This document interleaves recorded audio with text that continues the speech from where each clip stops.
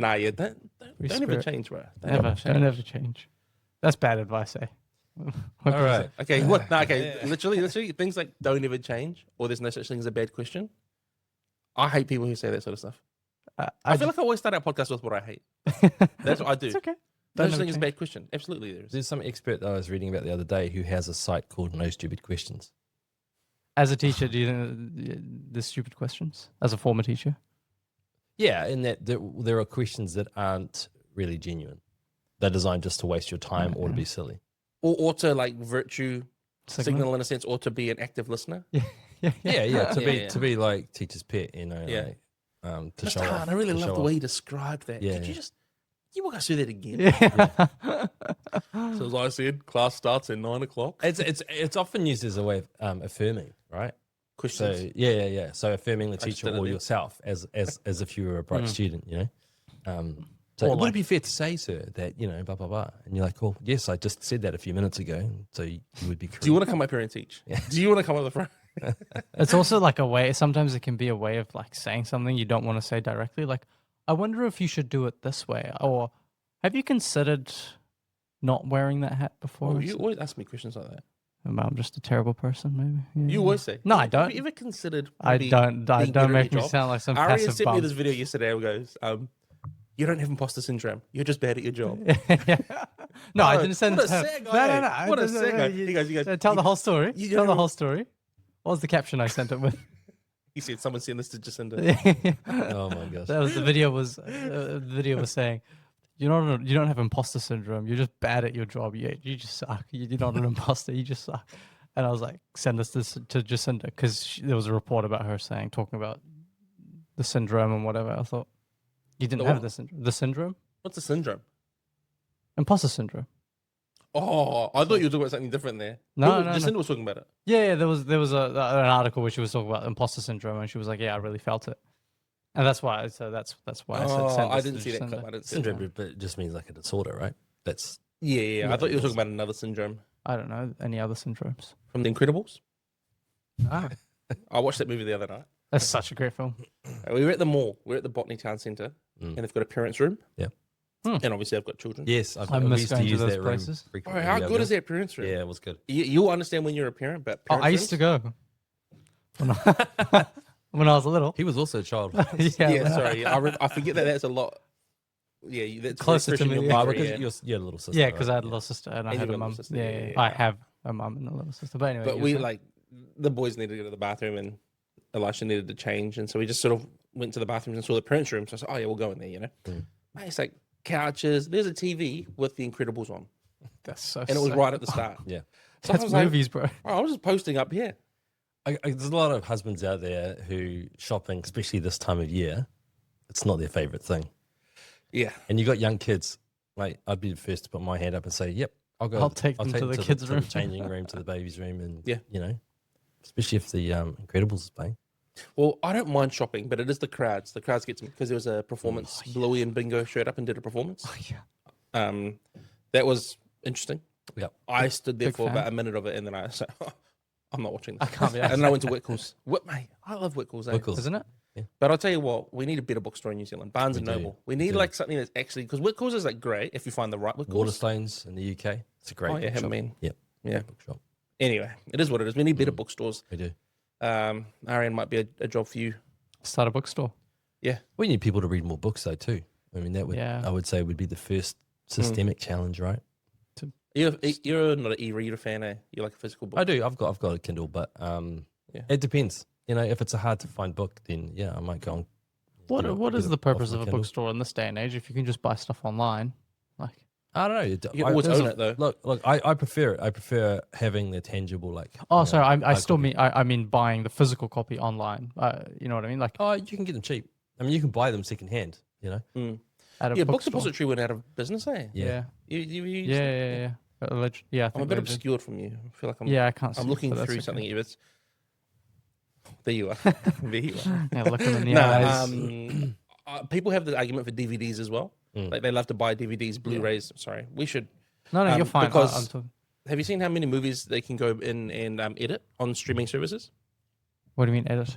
So they'll like remove certain like parts, semi-censor. yes, or like touch up with Yes. new. That's like when I watched Spider-Man in Iran, and there was no kissing scenes, and there was no relationships because they Yeah, took or that like in part. China where they took the same-sex kissing scene Yeah. Really? out of a movie just recently, Wow. and they subbed in a woman Oh, for the man or what the heck? whatever it was, whether it was a lesbian couple or a gay That's couple. crazy.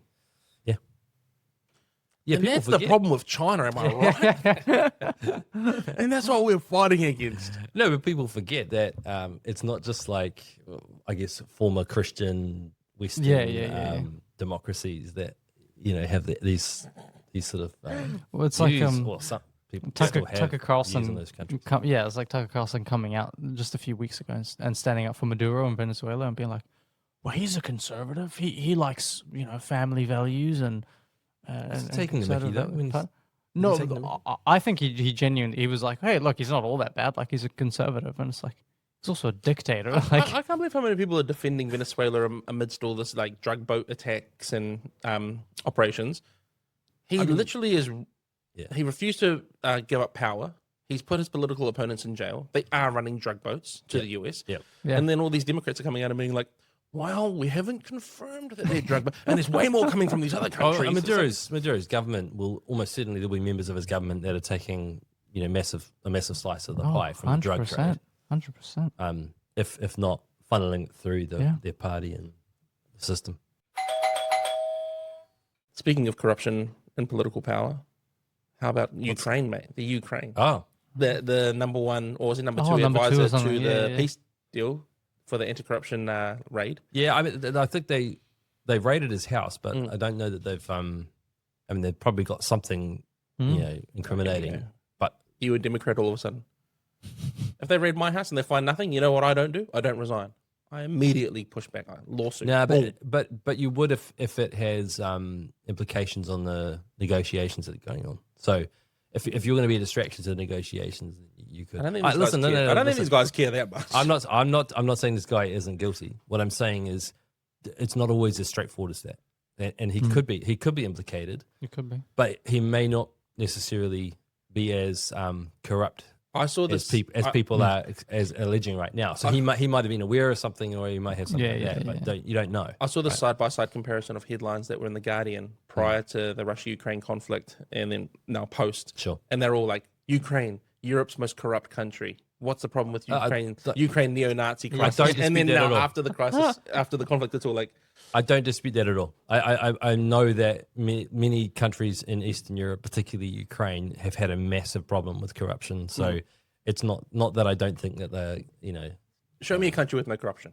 well, exactly. I mean, we're dealing with issues like this at the top Right of here our in police New force. Zealand. Right? Iran. Okay, did you see the Mark Mitchell sit down with Jack Sam? Oh, this today. No. It was all released on Sunday, but I think they filmed it on Friday or Thursday. And sort of Minister Mark Mitchell says, oh, look, we had this, 99% of the cops are great. We got this top 1% that's just like absolutely horrible. I tried to get rid of them when I first showed up. I knew they weren't good. I didn't know that they had like... They're only the most powerful, influential cops in the country, but they're only 1%. And then Jack goes, yeah, but what about these 30,000 false breath tests? So it can't just be the top 1%, surely. 120 cops Yeah, and then he's like, implicated in that. well, and it's just like, I think it maybe starts at the top in some of these regards, and then how they recruit and who they recruit for, and then it drips down. But then also, I think, the police just. I think it's a reflection of our society. Yeah. Come on now, You can Tell have, us about it. You can have an institutional culture that develops certainly from bad leadership and from a lack of emphasis on honesty and integrity and accountability. But I think it is partly a reflection of where our culture's gone. Yeah. No, you're right, and this is the same issue. I saw a post yesterday about the people who are in politics. There's all these backbenchers, supposedly. Have you heard this? That are freaking out that they're going to lose their spot. They're going to get shipped out. Because I honestly don't know what it is. I've been to a couple of different AGMs for a few different parties, just to like listen to the keynote speaker and pick up some policy stuff. I'm not a member of any party, but it's like they attract weird people, people who want to be career politicians and be in politics career-wise. Yeah. And then they get into this position as a backbencher, and then they get actually a really good pay packet to do nothing. Yeah. And so they're all freaking out. But it's, again, reflective of the culture, right? We've got all these There people who are want public there are service. some MPs that have spent a lifetime in the backbench role, as an electorate MP. Shame. And Shame. well, some of them have done a good job for their electorates, right? So they've been just representing. They've sometimes been promoted, sometimes been ministers, but a lot of them don't have the big standout personalities that grab media attention and don't necessarily have like the vision and all that kind of stuff. But how many of the cabinet members have big personalities? Only a handful. Well, yeah, I mean, sometimes that doesn't always come across in media. Some of them, though, have, I guess, skills that the party really recognises and they promote them. But, going back to this Ukraine-Russia thing, though. Yeah, sorry. Again, we went a long way. And don't get me wrong, I'm not in any way saying that Ukraine doesn't have a massive problem with corruption. I will clip this however I see fit. Yeah, I know you will, because that shows you corruption is everywhere. Yeah. Even in this podcast. But no, I would say, though, that it's easy to lose sight, though, in terms of the proportion of what's going on and focus on the fact that you've got corruption in the Ukrainian government. Of course you have corruption in the Ukrainian government, but that would then ignore the fact that they're fighting a power, the Russians, where there is effectively no democracy anymore, where one guy assassinates people in his, close circles, right? His inner circles. Yeah. If they pose Allegedly. now You don't want to get You've lost all assassinated. credibility. I'm just saying we don't know everything about Vladimir. What we do know is some much of his closest people have been thrown out of windows of high-rise buildings in Moscow. So apparently they stuff like always allegedly too. apparently they always send them off the same level of the building. Like it's always like level 12 of the well, building. it can't be a level 11 because it may not be enough. Yeah. Right? It may not be high enough. Behind it. Yeah, there's like ways to tell that this. I is can like, imagine the KGB tested this extensively they've during the had Soviet lots of Union. people to try. All right, this will have go up another one. Yeah. Get us another test. Yeah, but we don't want to go to 13 because that's unlucky. So Yeah. And 14's too high. So 12 is the right number. Yeah. It's so funny. But I hear what you're saying. He was saying. Yeah, well, just that I think two things can be true at the same time, right? And so yes, there can be a major problem with corruption. That doesn't mean that the country is still a freer place Yeah, than for sure. the alternative like Russia. Yeah, oh, totally. And I think the same would be true for the European, nations, the Western European nations. A lot of them, where there's high level corruption. I mean, France's former president Nicolas Sarkozy, recently. right? He's been put away. Oh, I didn't know that. Yeah, for corruption. So this goes on in countries all around the world. I have no doubt about it. Yeah. The issue though still is for the public, right? Do we have a standard that we apply? Yes. Are we able to apply it to our politicians, to our leaders? Yes. We are. Yeah. Yeah. But sometimes it's a battle because these people like dig themselves into their positions of power, and they have extensive networks of influence. So Well, they leave one position to another highly paid. I mean, look at Costa, right? Yeah. He goes from being chief of police to now, or the commissioner, and then now He's he's on head of the public investment. $20,000 every 2 weeks. He's on That's $1,500 a day. 1,500 a day. I saw that. $1,500 a day Yeah. is unreal. I think his bill's at $30,000 since going on Yeah. gardening leave. So, but it was a $500,000 a year salary. It's a $500,000 pay. You see what Wayne Brown said about public servants getting paid more than the mayors of major cities? Well, He said that shouldn't happen. Because the thing about Wayne, I think he'd be on what, 200, He's on 300. 300. Yeah. And he's the mayor of the largest city in New Zealand, 1.5 million People. people. Kiwi Rail CEO is on 1.2 mil. Yeah. No, give like. Allegedly. I don't want to say give Wayne a pay rise. Give everyone else a pay cut. Yeah. well, this is interesting because I don't know if you've seen this. The problem of like income bunching too much near the bottom end. Yeah. So, a lot of people are earning not much more than minimum wage in this country. And one of the challenges is that we've had the minimum wage increase over the last 2 decades to the point now where I think we're about number 5 in the OECD in terms of the level of our minimum wage. Being relatively Well, the good. 5th highest. Yeah, fifth highest. right. So, like number 5 in terms of that minimum wage being set really high. Yeah. The problem is that we don't have enough people who may have been in their roles for a number of years progressing in terms of their wage increases much beyond Right. so you could get people who've probably only advanced maybe $10 an hour over 10 years. But wouldn't it be capped because of the standard pay rise numbers? Like, isn't the standard pay rise 3% or something? Well, to set to inflation. No. Yeah, so that's just to stop you from going backwards, which hasn't happened in a lot of sectors, right? So teachers, for instance, I have sympathy for some teachers because having been a teacher, I know what it's like to go, hold on a second, inflation has gone up faster than my pay increase. So I'm actually earning less technically than I was. But here's the last thing. year. Here's the thing. You went, tell me what your experience was of Teachers College, because I'd be keen to know. I see teachers protesting, pay us more. This and that. The results are not coming out of schools though, and everyone that I know who's gone to Teachers College, bar one person that I can think of, I would hate for them to be the educator of my child. Sure. So my question is, why do we let all these noobs into Teachers College, and then they come out, and then they honestly just indoctrinated, and then they go and indoctrinate our children? Why would I want to pay them more instead of educating to indoctrinate? I mean, that's, that is true of many teachers, but I think there's a lot of teachers that just don't actually think that way. So And then I how can we that set up a because- system that we only pay the good ones more, but not But the, who the bad decides ones? what this is the problem? You send your children Outcomes. to a public. You send your children to a public education system to be indoctrinated. Now, whether you like it or not, but it's either you indoctrinate your children or they indoctrinate your children, right? Like, I mean, Yeah, I mean, that's a good way to put it. I mean, That's what I do at my house primarily, is indoctrination. No, but you decide what you want to teach them, and that's Yeah, what you absolutely. teach them. coercion and indoctrination. Yeah, absolutely, the two absolutely. tools of Yeah. the I am the successful dictator parent. of my house. No, look, to answer your question, I think there's a lot of good teachers out there who just get on and teach maths, who get on and teach, Yeah, science, physics, yeah, whatever. yeah. And there are certain subjects that are much more prone to sort of ideological. Oh, totally.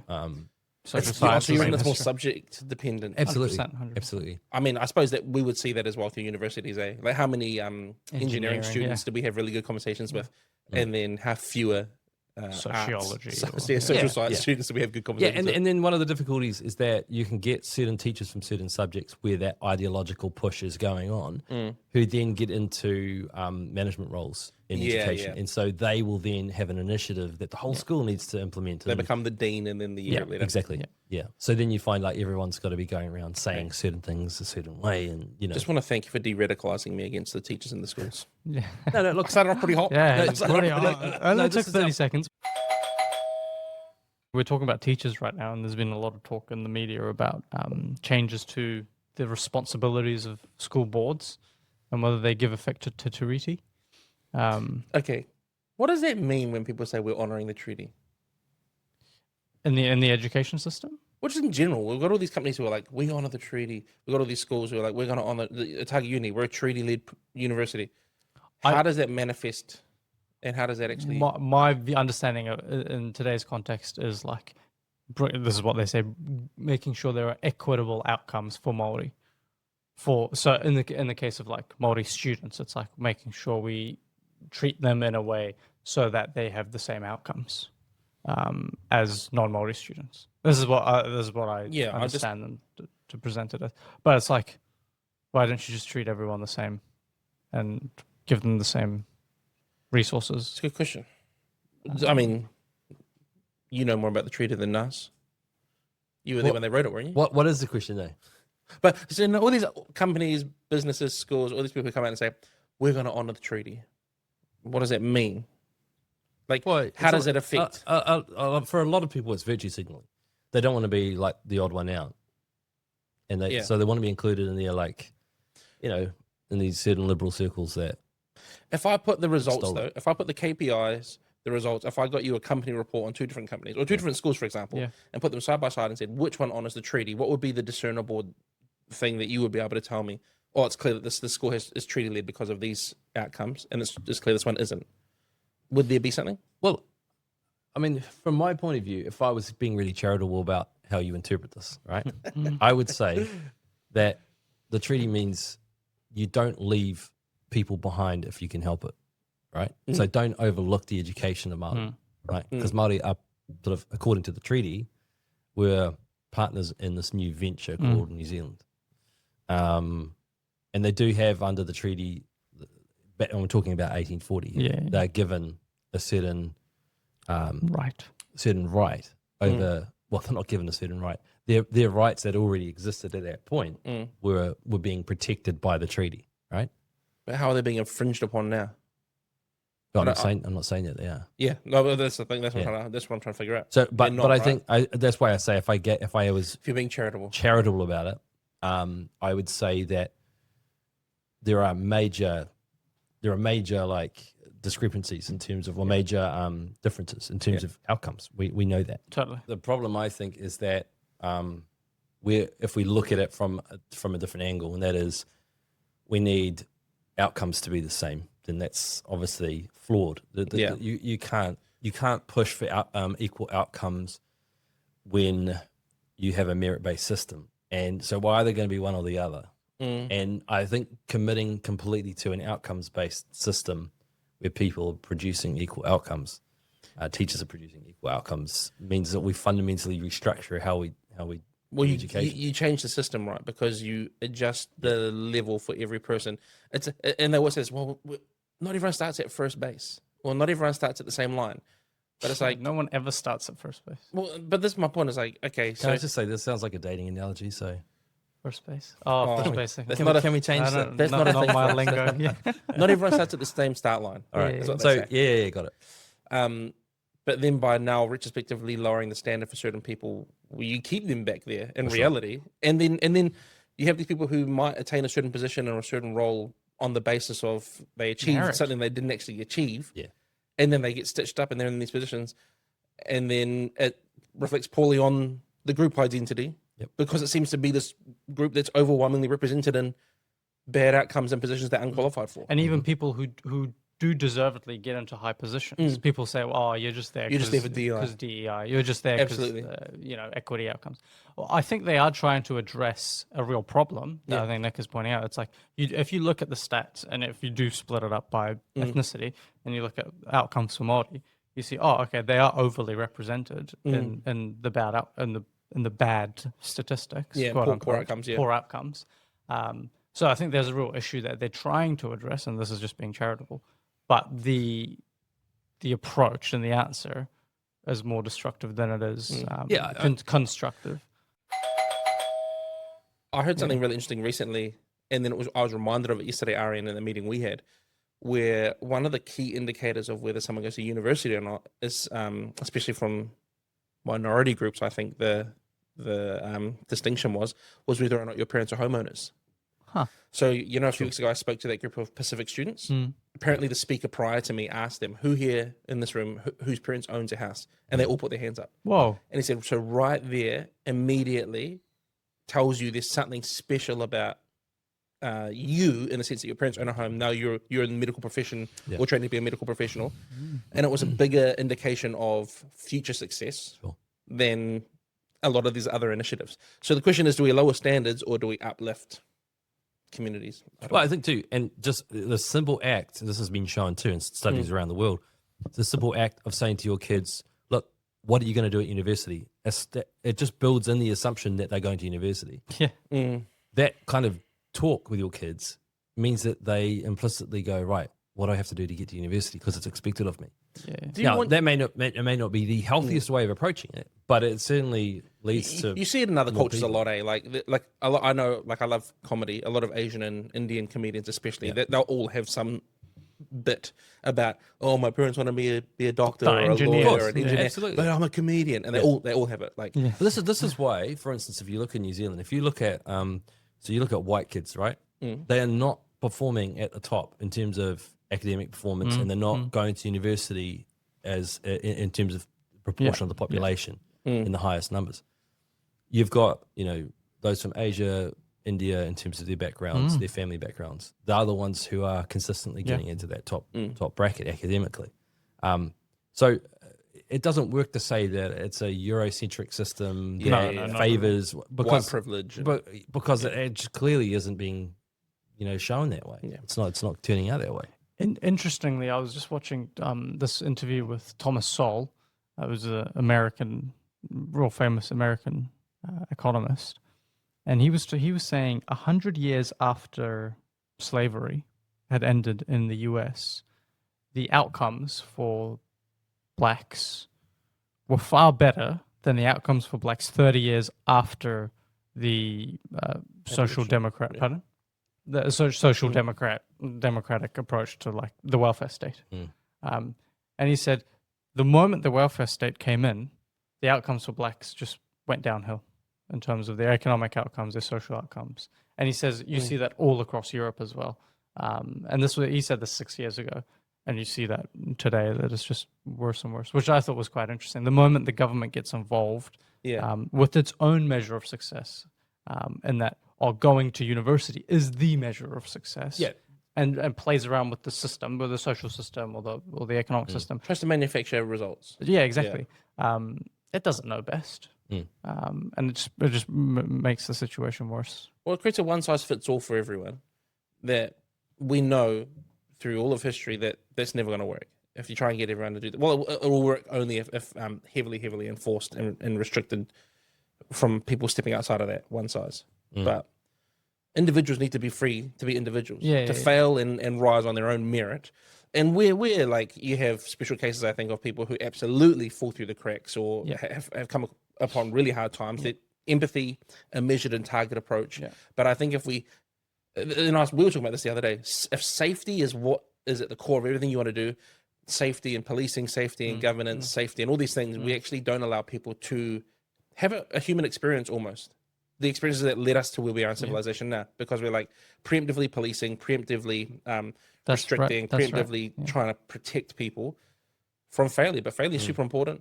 It's important to have for people who fail and for people to see failure, you know? That's a paradigm you hold to, though, that like freedom is far more important than safety. But culturally right now, it's not. It's not like, seen that way. So we need safety. I don't know about freedom, but safety we need is like ascendant in our culture at the moment. Mm. I would, just going back to the family kind of values that are emphasized. You know, I know plenty of, say, Indian families, Asian families, where there is actually quite a tight family unit, and I don't just mean the immediate, like parents and kids.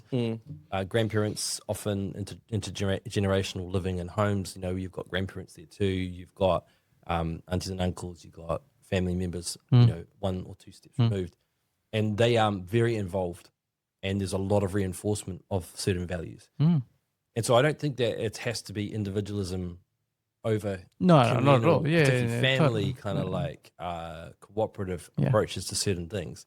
I've seen like Indian families, for instance, who've achieved incredibly highly in academics, and they have, you know, a huge kind of like approach to family. Everyone's involved, everyone commenting, everyone's like reinforcing though the values that an education at university is like critical.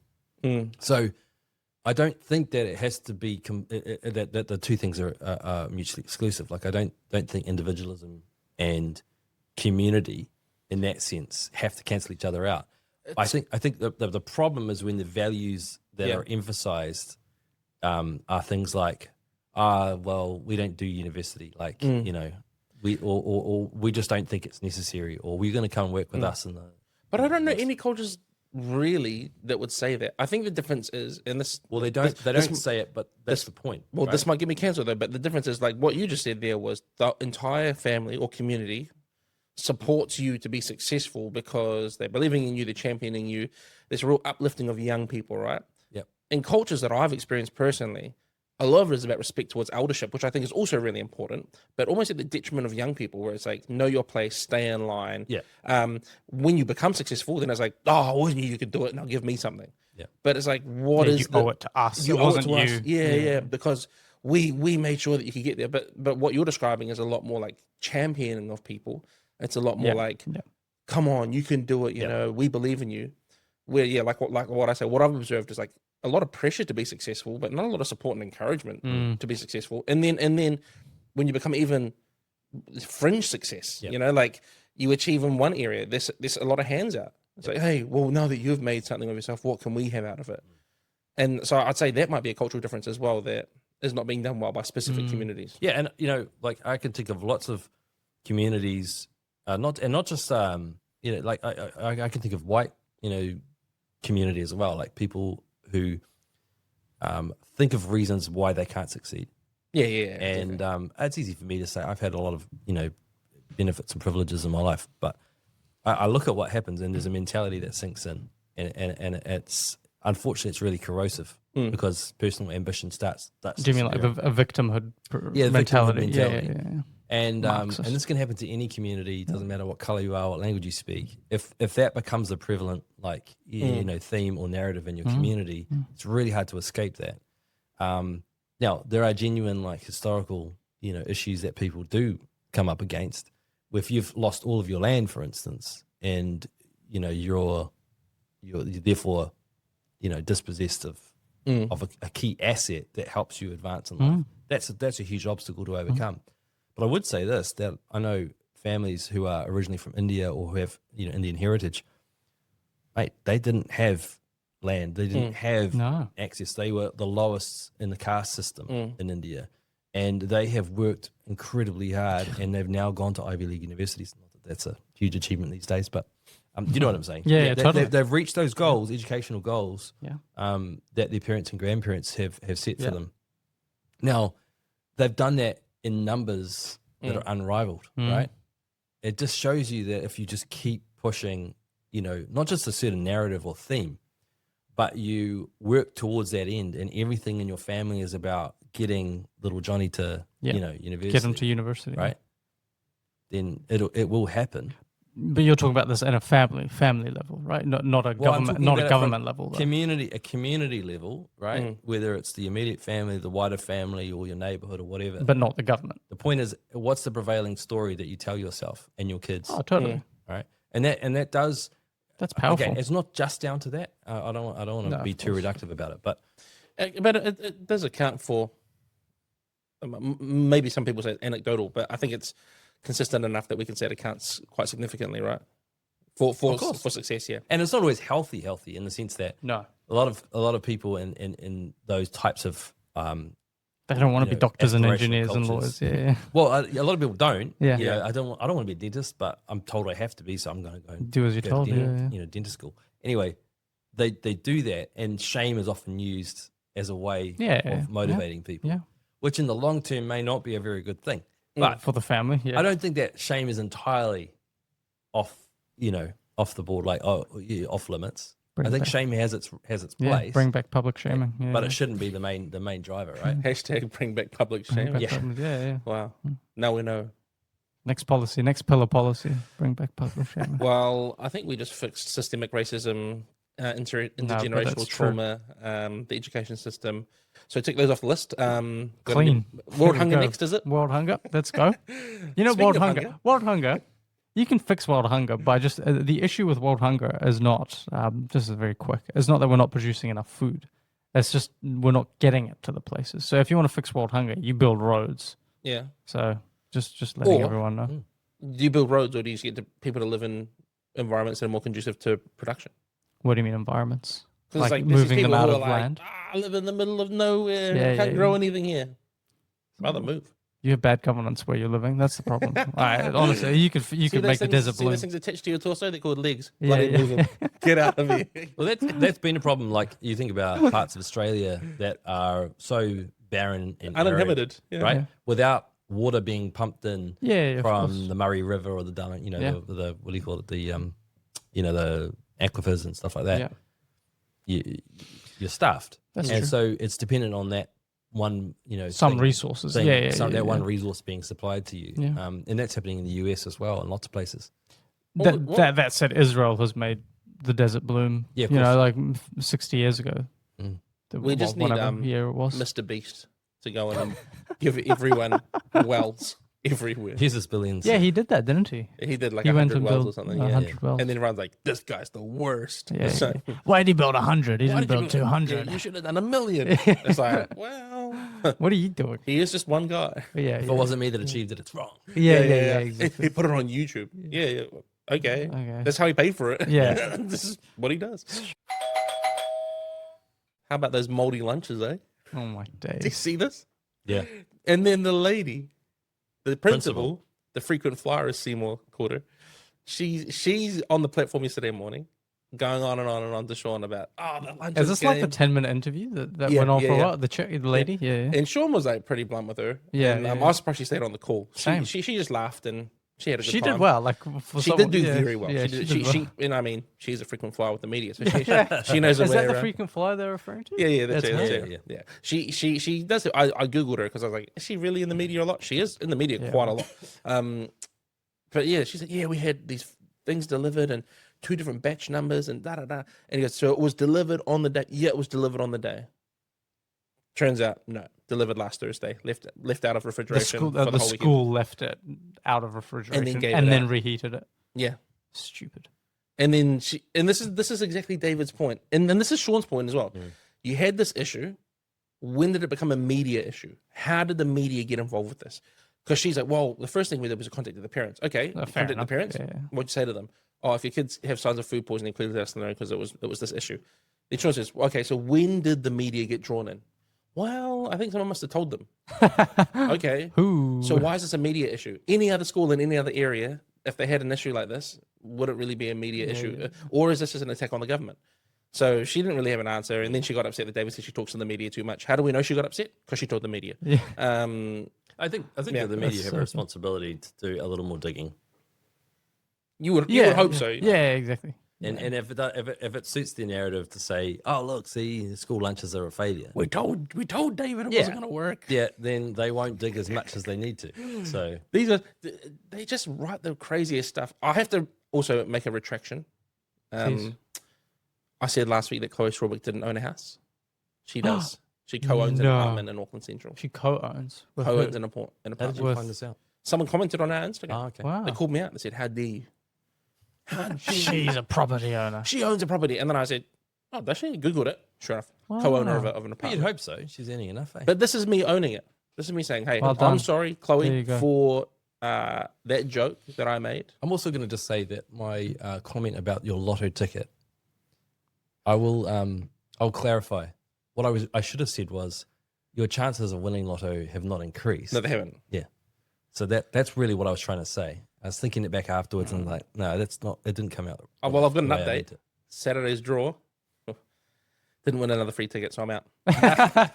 Until jackpot goes over 55 million, I'm out again. We're out for the next So few maybe years. in a year or two when it comes up. We'll No, see but I what appreciate you. Look, For the sake of transparency. no, it no, was Oh, well just done. easy. I've got nothing to retract. got I nothing only to speak retract? truth and facts. Maybe just your pronunciation of Tariti. Taranga Tariti. Tauranga. What do you call it?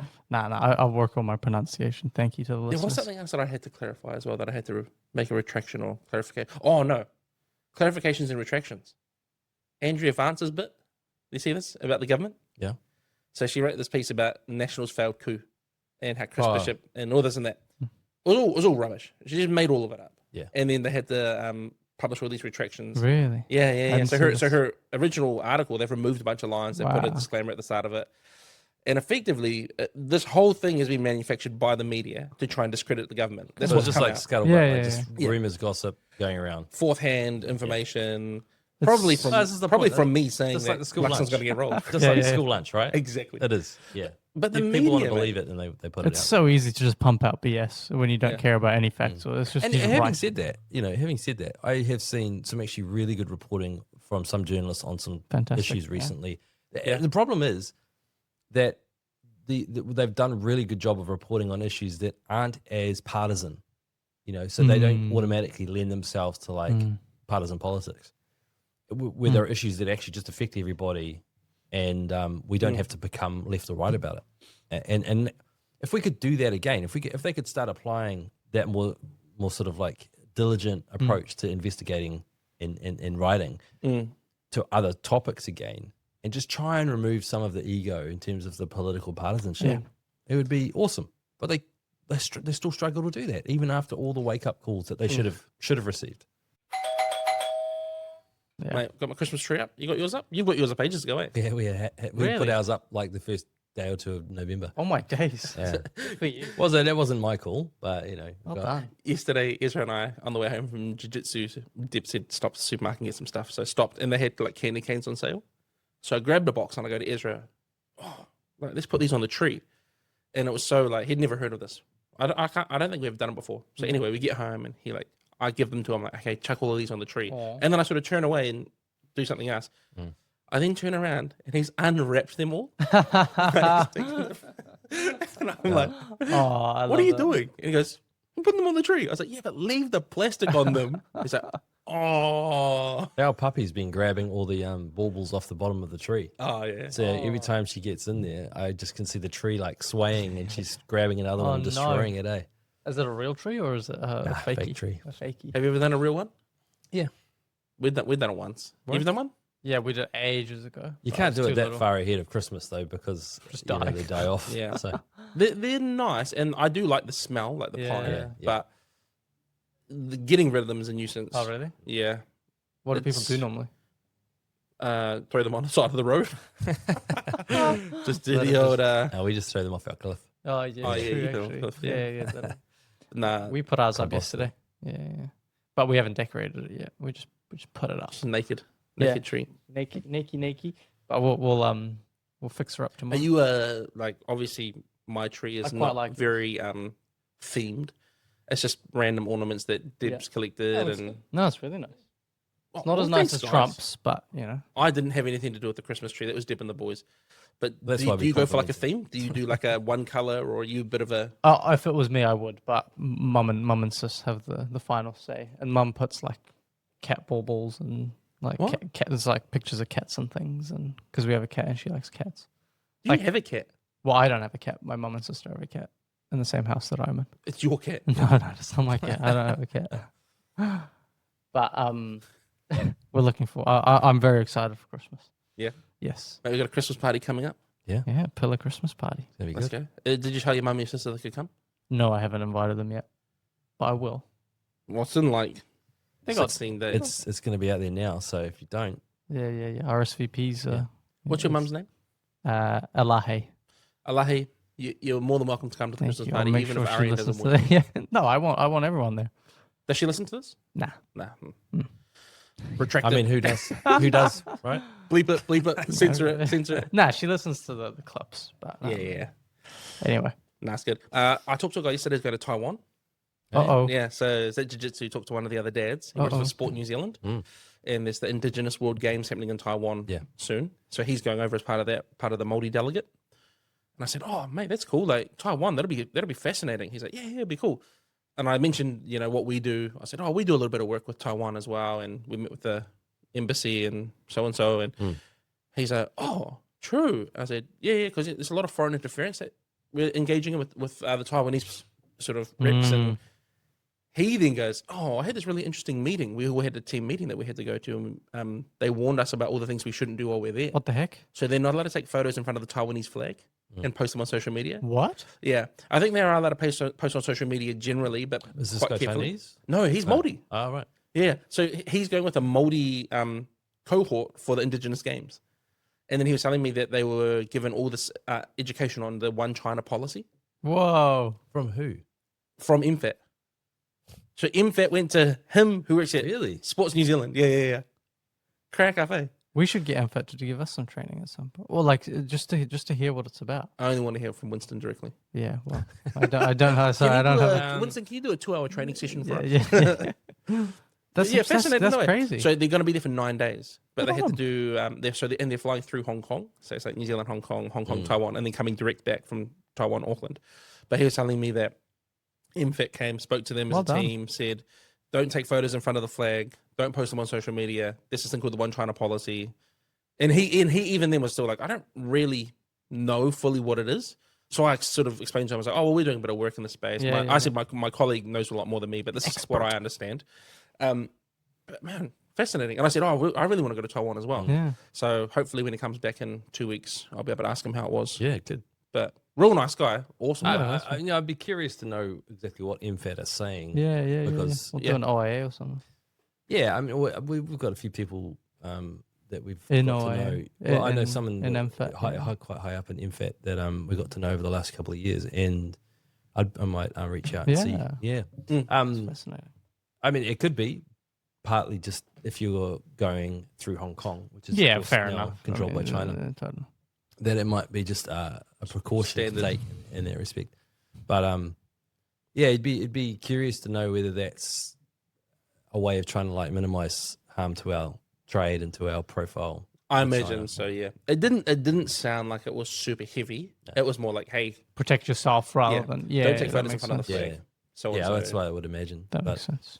the UK Mm. have just passed a resolution, Oh, UK yes. Parliament, Tell us. right?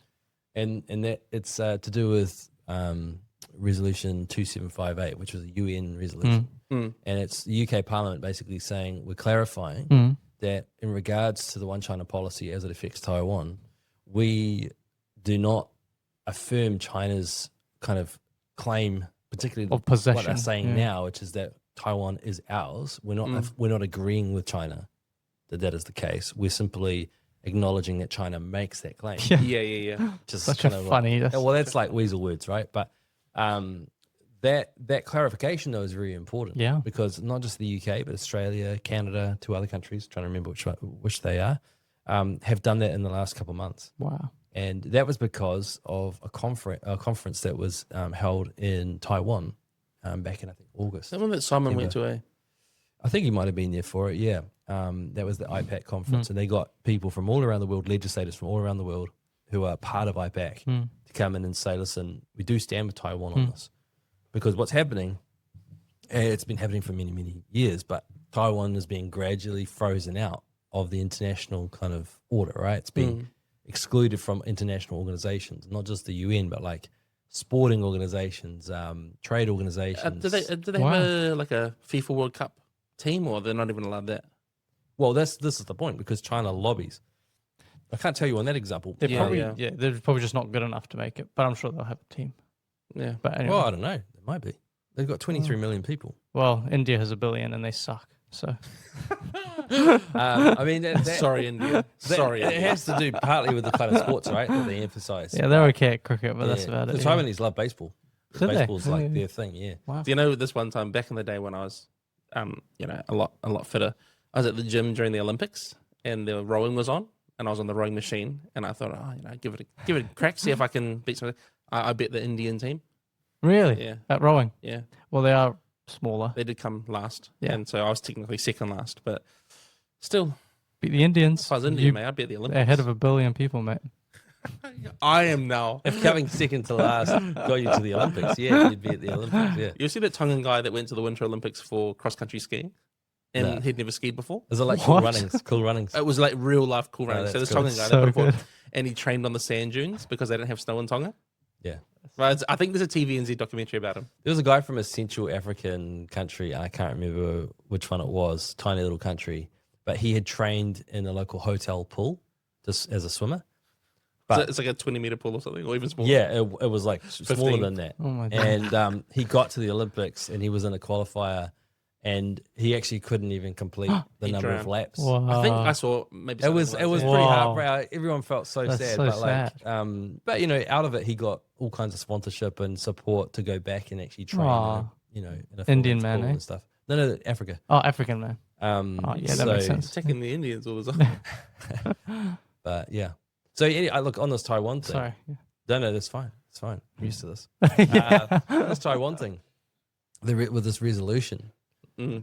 this is like why New Zealand has been completely silent on this, right? Mm. We have an opportunity to clarify our position on Taiwan. But we haven't. Australia has, Canada has, the UK has. What initiated it for them to do it?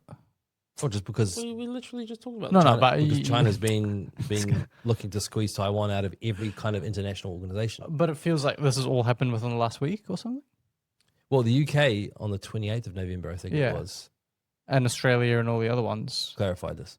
on the 28th of November. No, over the last couple of weeks or months. Off the back of the meeting that was in Interesting. Taiwan and all. So there was that Taiwan, Yeah, you know, like international Yes, kind of that's right. meeting. But we've stayed silent. Yeah, and Wait. I don't know that there's any moves to do it. No. Did we do see anything any about it. delegates to that IPAC meeting in Taiwan?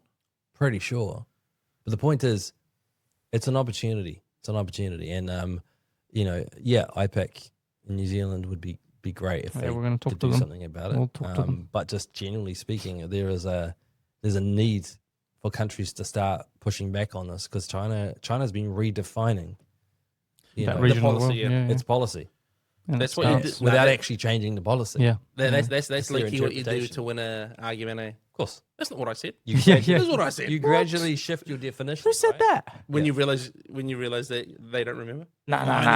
Yeah. I can't be too clear on my techniques because then Deb will know what I'm doing. But I do. Guys, I think she's seen well through that, mate. she's seen through. Well, allegedly, these before 16. Well, I need to stop saying Not allegedly. allegedly. It is straight Yeah, up. it's They reckon they're a actually grassroots happened. organization, but they have a hotline to the bloody prime minister. That's not grassroots. What the hell are you talking about? And they're calling the Prime Minister complaining about what he's doing. Not complaining. Who's not running the complaining, country? Telling him off. Yeah. So this Like is their mums. This is Anna Mowbray and Cecilia Robinson. Yeah, right? yeah, yeah. See, Bro, when they they- say a mum's revolution, it is a mum's because they're mumming Christopher Luxon. Imagine No, texting love the Chris. Prime Minister to tell him off. Cecilia That's Robinson not is a bad. regular contributor to the Herald. Yes. Right? So she writes columns That's right. quite frequently. Anna Mowbray has got the Prime Minister's private cell or private Yeah. email. So And they were both quite happy to tell him off. Yeah. When he jumped the gun on the announcement Yeah. back in May, right? Yeah. So it's cringe. how grassroots It's not grassroots. is that, right? I'd love to be that type of grassroots. Yeah. I mean, Now, should we show our hand? Should we reveal all our Yeah. contacts in Wellington? PM. I've got the number. Are we to- going to undercut ourselves here? I've got the 0800 number to Parliament front. desk. Yeah. Nah, honestly, like, And they'll put you on call waiting for 25 yeah, minutes. yeah. No, these guys are just ridiculous. They say they're trying to protect children. And they are, right? They obviously mean to try and do that. Yeah, but it Oh, veils a deeper belief that they should be in charge of protecting everyone because now they want an online safety commission and a commissioner. Well, that's the implications of what they're proposing. But they're the ones who think that they know everything. Yeah. And they're like, oh, well, we should be in charge of deciding who, when, what, where, everything, internet regulation. And now they're talking about ideas not being like banning ideas. So, that video you sent me, Arian sent me this video, and it's like, the internet is destroying young boys. And they build this whole campaign around toxic masculinity and Andrew Tate and misogyny and all these things. Young boys are attacking people at an unprecedented rate. Da, da, da, da, da. And it's like, okay, but what about okay? So they watched Adolescence on Yeah. Netflix, right? So let's say that. Okay, sure. What is the other side of the data? Because young boys are shifting, but actually, I was reading and listening to some stuff yesterday in relation to polling and voting. Young boys have shifted marginally to the right. Young girls have swung exponentially to the left. And you can see this in how voting is represented in the UK and in Germany and so on. And so the idea that boys have become far more toxic is actually like not that accurate. Misrepresentation of the Every so situation. often when you get a lone wolf, kind of like violent act from a young guy, straight away the discourse around it is, well, what kind of influence is online? And it could well be that they've been, down to some dark places on the internet. But how many times are we going to see where it's a lone wolf extreme activist that is a male, biological male, let me just add, but they're actually not right wing or conservative. They're actually left and extremely gender ideology captured. yeah, I mean, like the guy who went after Charlie Kirk, who killed Charlie Kirk, right? Yep. As an example. But even if it wasn't that, right? Even if you're just dealing with cases of young males who have been radicalized from online influences, the actual frequency with which this is happening, the extent of that problem, okay, people are going to go, well, what about Christchurch? What about the mosque shootings? But that guy was not a teenager. He was in his 30s, right?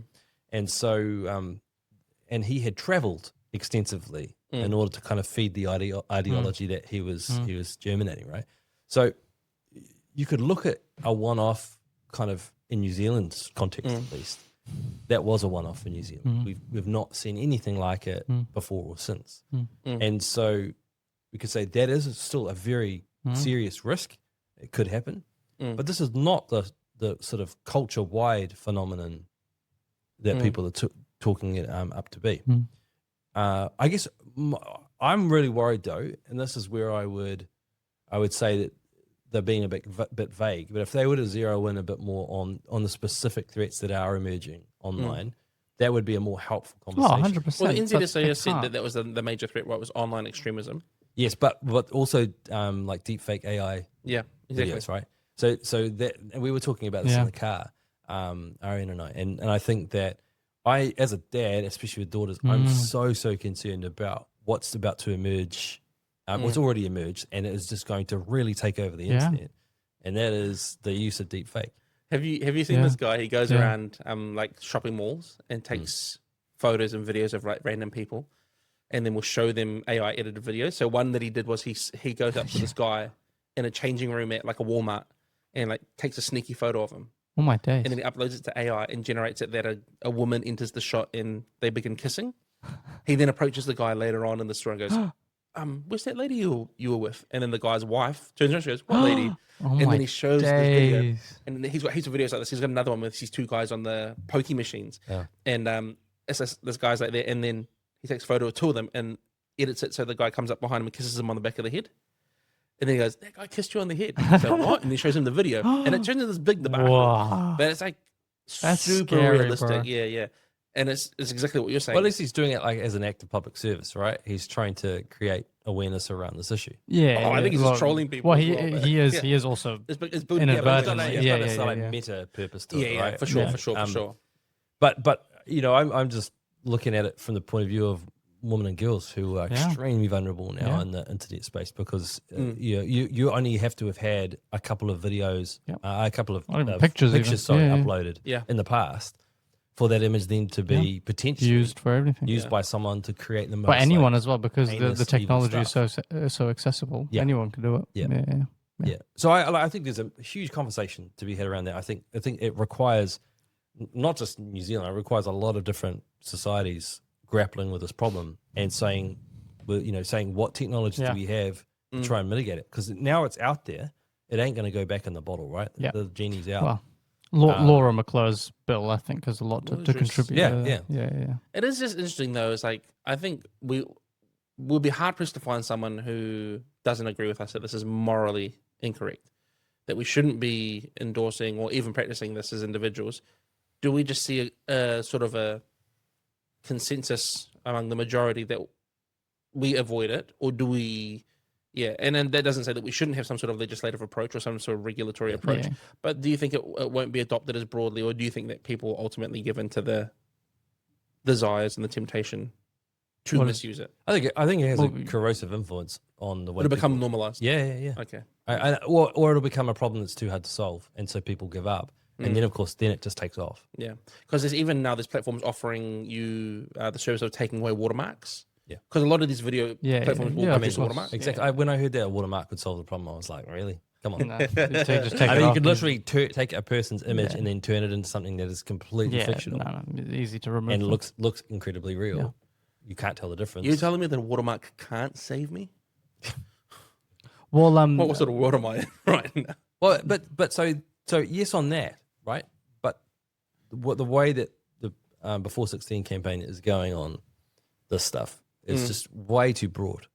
That and it we're gets not broader every zeroing in. time they talk. Yeah, and what they'll do, they'll actually, I don't think they've realized this enough. They probably have suspected it No, could because happen. they're the righteous people. But continue. Okay, yeah. This guy's angry.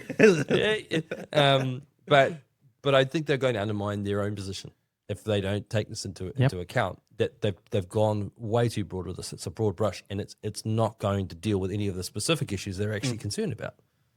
Well, you ask them, okay, how are you going to do this? Oh, well, that'll be up to the The government. experts. And then you ask the government, how are you going to do this? Well, we're going to talk to the experts. And the experts are like, well, the tech companies should be in charge of it. Sure. And then it's like, well, the tech companies say the government hasn't. It's just a loop of Yeah. passing on responsibility, It's but looking like you're a virtuous person and actually not exactly. doing anything about it. So what's the Spider-Man meme? They're all pointing at each other like, oh, this person. Because no one's defined the actual problem. But what they have done is created mass hysteria with the public. And now people are like, anything, at any cost, we need to address this. Yeah. And then all of a sudden, you just cut Everything your goes- nose off to spite your face, you know? Yeah. And it's about regulating ideas they don't like. Eventually, that is, I think, It's already the emerging there, necessary growth of this. Not the necessary, but the eventual growth of it will just be, oh, well, we also don't like these ideas because they're harmful. Oh, ideas about traditional gender roles. And Hey, once you've got legislation in place, it's easy to start expanding Anything, definitions. And, Again, that's not to say there's no issues with social media or young people being. We just keep saying this, but like the approaches that are taken are so conducive to over-regulation and state authority over ideas and censorship. Like, it's just as simple as that. But when these people are so virtuous and so great, and have God on their side, and so they're just running around triumphantly. I don't know if they're Christians, are they? No. But Oh, if you're right, yeah. You don't take a step to reconsider. I think you just keep on going until you do something. Yours is the good thing, the right thing, yeah. I think some of the people involved are just persistent personalities, right? Good on them. They know how to just keep pushing on doors until they get it. And secondly, I think partly success can breed a sense of invincibility. Yeah, that you're going to get what you want. They just keep getting given these platforms that are like. We sound jealous. Well, No, but just like they don't get given them. I mean, they've put money into They've it. worked on certain people. You know, order a to- Yeah, for as a sure, for sure. grassroots organization, they've really, you know, No, but the thing is, like, if you can have the Minister of Education and Catherine Wood show up to meet you at Parliament with your submission, that's awesome. Like, Good on you. You're doing something great. But then you haven't actually, we've talked about it so many times, you actually haven't given them anything other than 45,000 signatures confirming that people agree it's an issue. You haven't given them any solutions. You haven't given them any pathway forward. You haven't given them any critical thinking or any expert analysis on what we could actually do. People, like with the internet service provider slowing down internet speeds, that solution, people thought that we were making that up. Yeah. Until we showed them the exact article Yeah. Yeah. where they were saying RNZ this. had written about it. Yeah. yeah. And this is the thing. All the things that we're saying, people are like, oh, it's not that bad. It's not that deep. The same with the China issue, right? Yeah. Anyway, if anyone does have Christopher Luxon's phone number, please, please send it to send him a message and just say, Tell them we say hi. Big Yeah. fan. I'm a big fan. Look, I don't know. Just watching Australia right now, what they're doing around their social media ban, it's pretty clear that they have got well ahead of themselves on this. They're a week away. You know, this is the danger. You pass a law without giving any consideration to what's in the law. yeah, it's gonna fall apart It's straight like, away. it was straightforward common sense. You know, Yeah. huge mistake, but yeah, we'll see. Or at least we haven't gone that far down, right down the trail, Yeah. because that's what the Australians have done. So Well, next time we record a podcast, their law will be in effect. It'll be well, will it? yeah, unless they press pause. They may have to actually press pause on it. Yeah. I'm getting a sense. They've been told that they should, apparently. Yeah. Like, Imagine that was you- the Senate committee. That's right. The committee came back and said, I didn't see this. Yeah, wow. Well, it was an Instagram post that I saw, so I wasn't sure if it was legit. Yeah, I searched for it. and I it was couldn't- misrepresented. Like the Yeah. post said, "Oh, they've delayed it till 2026." I think they flagged problems. Yeah. Whether that means that they will actually delay it or they'll still try and roll it out, but maybe in a incremental way, you know. Like slowly upscale it. Yeah. Yes, Well, that's Albanese sort of came out the other day and said stages. we won't be intimidated by legal challenges from companies and people and sorts. It's like, Well, the what this does, the e-safety commissioner in Australia, Julie Emmon Grant, she is just champing at the bit, right? Just Yeah, ready yeah. for she's American, eh? she's just ready for these extra powers Yeah. that she'll get. She loves her it. Commission will She get. loves it. But what? Yeah, and a few other select people Yeah. right at the top. And what they're doing is they're saying, come on, let's just have this, let's talk about the details after. Yeah, But we yeah. just need the resolution in I place. just need the Give me the power. power. which Give me they the power. mean Give the me the law. power. Yeah. So they get this law in place, and then you've got, this E kind of safety czar Yeah. determining all this stuff and interpreting it all for everybody else.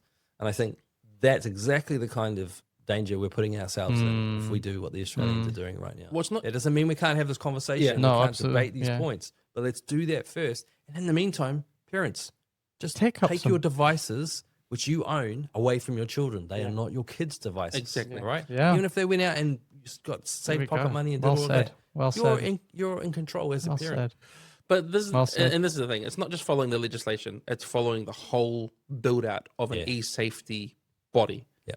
We have a commission, a commissioner. We have new regulation. We have special powers imbued upon these people. They effectively sit outside of government while still having governmental powers. It's crazy. And the moment you give them the power, Yeah. there's no taking it back. Well, and It's so hard to take it This back. is Seems what, like, I, wow, this we is never done what I that. don't get, right? Is that we know that even in established roles that have been around for like a century, that might have extensive powers. So those powers have been defined over that century very carefully Yeah. through case law, Yeah. through legislative, Yeah. clarity.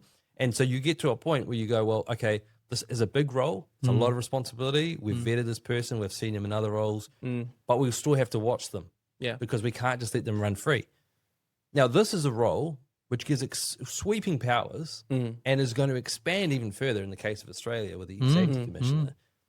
And they're going to be, she's going to be making stuff up as she goes. She has been making stuff up as she goes. She's on the record saying that. determining how things should be done. Yeah. Oh, And I'll everyone's going, reassess as okay, I see sweet. fit. Well, That's let's just so expand fun. those powers even further. And you can just be writing the rules as you go.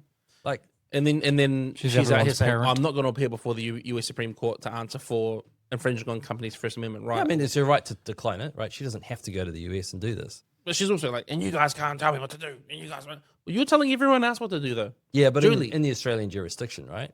Well, that's her argument, but she's trying to Because they put these- themselves against, big tech. But the So- only way she can achieve what she wants to achieve is by enforcing Australian legislation on American companies.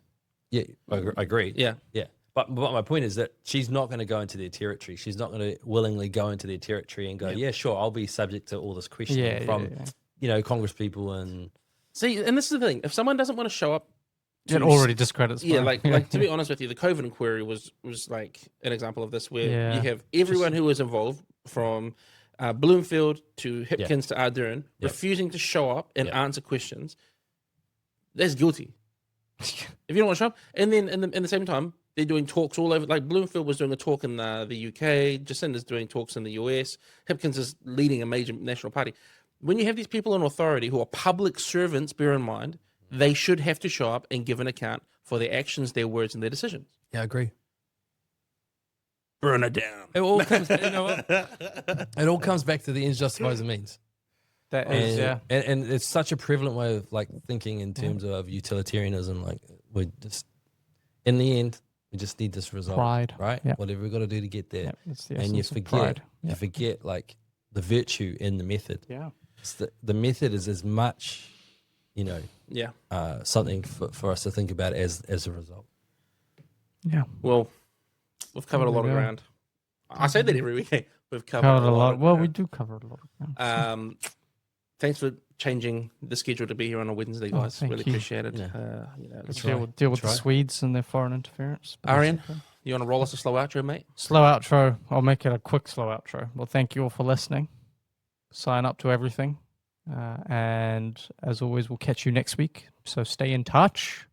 You can stay in touch on our socials and in the emails. Stay in tune by reading our stuff. And we will see you soon next week. So love you all, but not all of you, just some of you. And not like that. Not that much. Not type of that. Kind of. That was good. That was, first base. Yeah, that was one of your better ones. Thank you. Thank you. Is it because it was faster? No, it was just smooth. I didn't pause. Hit all the notes, hit all the marks. There we go. Good job. Thank you. I'm getting better. Love